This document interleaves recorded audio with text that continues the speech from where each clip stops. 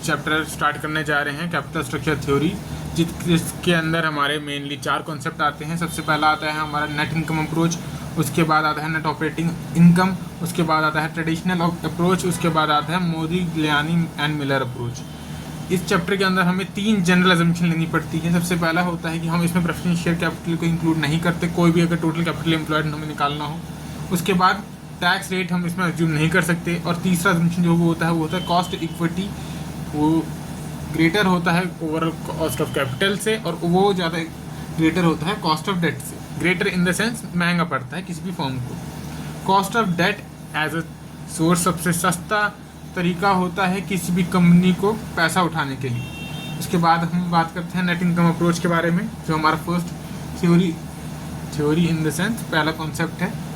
इसके अंदर हम बढ़ने जा रहे हैं। Debt portion is increase and equity portion is decrease, the market value of total capital of the firm will get increase and overall cost of capital will be decrease. इसका मतलब होता है अगर आप इस अप्रोच के बारे में बात करें तो इसमें जो डेट का पोर्शन है वो बढ़ा दिया जाता है, और जो इक्विटी का पोर्शन है वो अपने आप कम हो जाता है। लेकिन जो कंपनी का जो टोटल कैपिटल होता है, टोटल कैपिटल ये market value of the firm, जैसे रिलायंस की मार्केट वैल्यू हो गई, या सपोज और भी कोई कंपनी ले लीजिए, हिंदुस्तान यूनिलीवर ले लीजिए, उसकी जो मार्केट वैल्यू है कंपनी की वो बढ़ जाती है,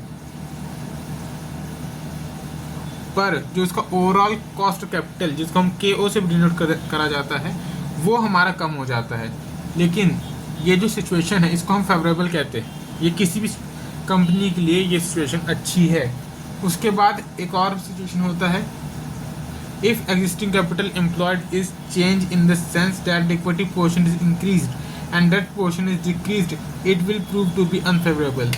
सपोज कर लीजिए आपका कोई कैपिटल एम्प्लॉयड है, उसमें अगर 60% इक्विटी है और 40% डेट है, तब हम उसको अनफेवरेबल माना जाता है इस अप्रोच के द्वारा। इसमें हम लोग मार्केट वैल्यू ऑफ इक्विटी निकालने का ये फॉर्मूला है, जिसके लिए हमें सबसे पहले NI/KE, NI मतलब EBT, जो हमारी अर्निंग होती है किसी भी कंपनी की इंटरेस्ट और टैक्स देने के बाद,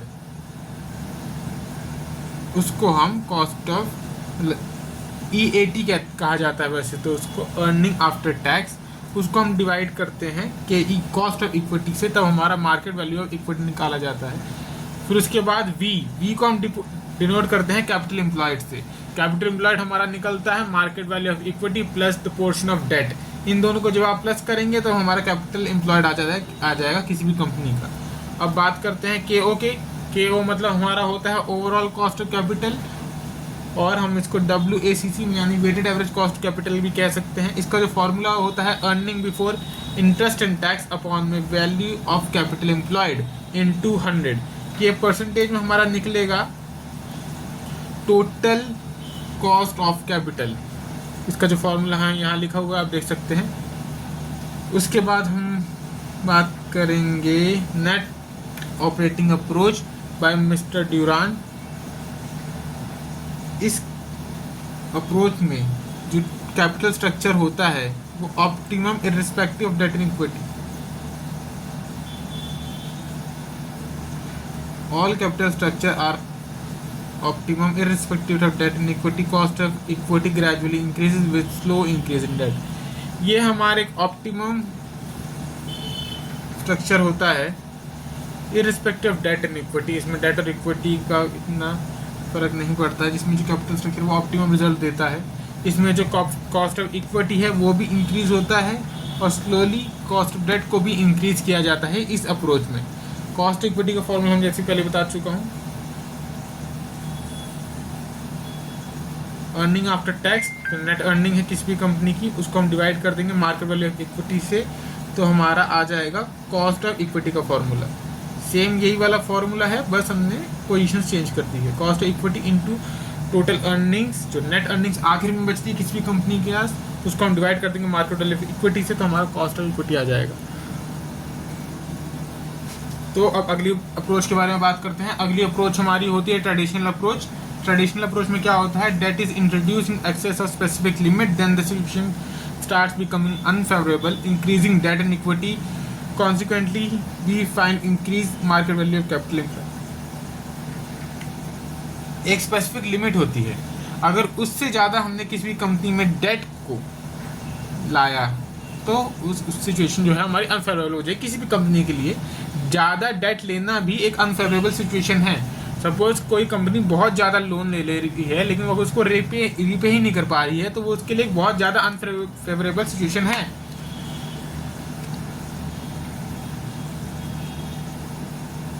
लेकिन अगर हम देखेंगे डेट और इक्विटी अगर कॉन्सिक्वेंटली बढ़ाया जाएगा तो मार्केट वैल्यू है जो कैपिटल एम्प्लॉयड यानी कि KO, वो हमारा इस सिचुएशन में बढ़ा दिया जाता है। फिर उसके बाद आता है आर्बिट्रेज प्रोसेस, जो मेरा पर्सनल फेवरेट प्रोसेस है क्योंकि इसमें आपको बहुत कुछ सीखने को मिलेगा। आर्बिट्रेज प्रोसेस में क्या होता है, हमारे पास दो तरीके की कंपनी होती है, एक होती है अनलीवर्ड फर्म और दूसरी होती है लीवर्ड फर्म। अनलीवर्ड फर्म के अंदर क्या होता है, जो कैपिटल एम्प्लॉय होता है, जितना भी कैपिटल होता है किसी भी कंपनी में, उसमें वो जो कैपिटल सिर्फ इक्विटी कैपिटल होता है, उसमें डेट बिल्कुल भी नहीं होता, उसको हम अनलीवर्ड फर्म भी कहते हैं। उसके बाद आता है लीवर्ड फर्म। लीवर्ड फर्म में क्या होता है, वो मिक्सचर होता है डेट कैपिटल का और इक्विटी कैपिटल का। DPS का फॉर्मूला सब देख सकते हैं, DPS का फॉर्मूला EAT, नॉर्मली इसमें प्रेफरेंस नहीं है तो इसमें हम लोग EBT बोल सकते हैं, अर्निंग बिफोर टैक्स, क्योंकि हम टैक्स का अज्यूम नहीं करना, जैसे हमने पहले ही बताया गया था जनरल अजम्पशन लेने की टैक्स अज्यूम नहीं करना। तो आप इसमें या तो EBT लीजिए या EAT लीजिए, मतलब एक ही बनता है। अपॉन में नंबर ऑफ इक्विटी शेयर्स कर देंगे तो डिविडेंड पर शेयर आ जाएगा किसी भी कंपनी का। नॉर्मली किसी पेपर में मेन क्वेश्चन आपको थ्योरी की जगह ये आएगा कि लीवर्ड फर्म से आपको अनलीवर्ड में शिफ्ट करना है। इसका भी हम आपको क्वेश्चन बाद में बताएंगे, अभी की क्लास सिर्फ थ्योरी के ऊपर है इसलिए हम सिर्फ थ्योरी पे डिस्कस कर रहे हैं। फिर उसके बाद आता है हमारा concept proposition second of M&M यानी मोदियानी एंड मिलर अप्रोच। ये नाम बहुत डिफिकल्ट है, मुझे खुद ही याद नहीं हो रहा, लेकिन मैं जानता हूँ अगर आप 2-3 बार इसको बोलेंगे तो शायद से आपको याद हो जाए। सबसे पहले बात करते हैं इसके बारे में पढ़ा जाए। KO remains same at all level of capital structure. Also, cost of debt gets increased along with the increasing proportion of debt capital employed. जो ओवरऑल कॉस्ट ऑफ कैपिटल है किसी भी स्ट्रक्चर में इस प्रोसेस में सेम होता है, और जो कॉस्ट ऑफ डेट है वो इंक्रीज हो जाता है सेम प्रोपोर्शन में जितने में डेट बढ़ाया गया है। ये हमारा बहुत ज़्यादा फेमस फार्मूला है इस अप्रोच के ऊपर, cost of equity. Cost equity निकालने का फॉर्मूला होता है cost of capital, cost of overall cost of capital plus cost of overall capital minus cost of debt into equity. ये आप फॉर्मूला तब लगाना है अगर आपको टैक्स रेट गिवन ना हो, लेकिन अगर आपको टैक्स रेट गिवन हो तो ये वाला फॉर्मूला लगेगा जो हमारा है cost of equity equals to cost of overall capital minus मतलब into 1 minus tax rate plus cost of overall cost of capital minus cost of debt into 1 minus tax into debt upon में equity. ये हमारा formula है। मैं आपको time दे रहा हूँ, अब यार स्क्रीनशॉट ले लीजिए, लिख लीजिए। मेनली यही फॉर्मूला आता है पेपर में, यही अप्रोचेस हैं जो आपको देखनी है।